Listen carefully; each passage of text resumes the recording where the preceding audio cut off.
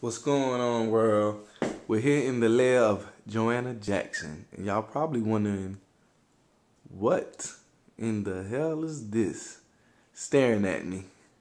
It's one of her many creations, and one of the creations you're going to see at the up-and-coming Return of the 80's Baby Graffiti Edition party at the Music Farm April 10th.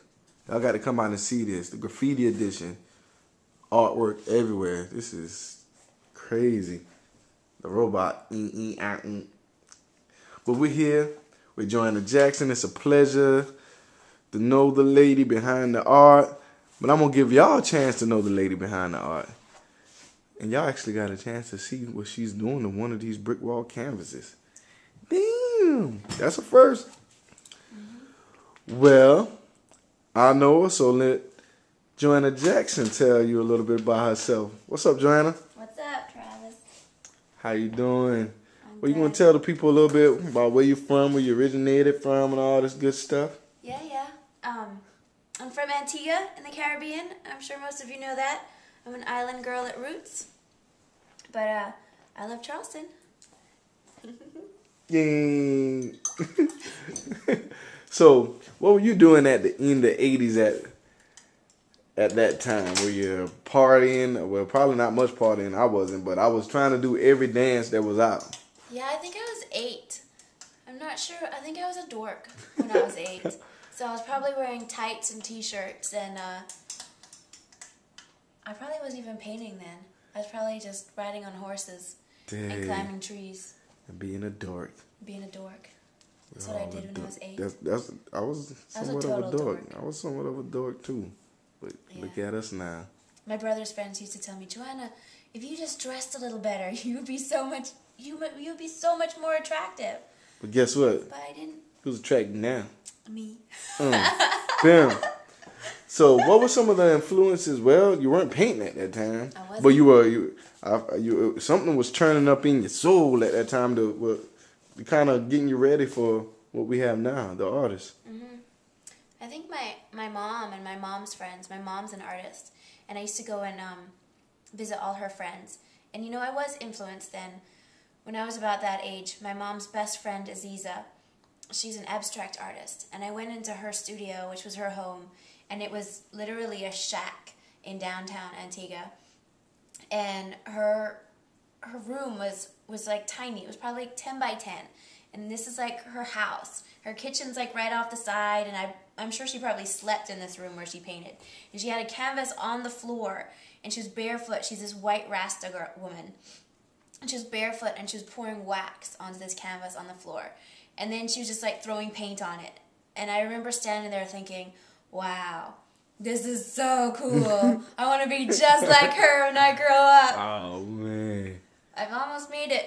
Oh, getting there. Living in a shack. With the paint and the wax everywhere. Yeah, stuff on the floor. That's what's up. So what are some of the mediums that you like to use when you're doing your artwork? Well, this is a good example because the rabbit is acrylic and the little girl in the polka dot dress is oil. So I like both acrylic and oil. It just depends on what I'm trying to do, what effect I'm going for. That's what's up. So what do you want people to feel when they see your art? A little bit crazy. Not my normal art, but this painting, you know, I've been going through a lot of crazy changes in my life lately, and I've been feeling a little bit crazy myself. So I'm trying to bring out a little bit of nuts. That's what's up. Just a So little you bit. gotta let it go sometime. You do. Yes, You have I to gotta let it let out. it go. You gotta let it out on the canvas. That was me singing, y'all. Serenading me. So when was it that you knew it was time for people to see your artwork? It was like, God, man, I got something. Not too long ago, while I was living here, probably a couple years ago, maybe 2 years ago. I'm very protective of my art. I don't like people talking about it. I don't like certain people having it. I have to know you and like you to give you art. If I don't like you, I don't want you having my art. Guess what, y'all? I got a piece of art. Y'all ain't got none.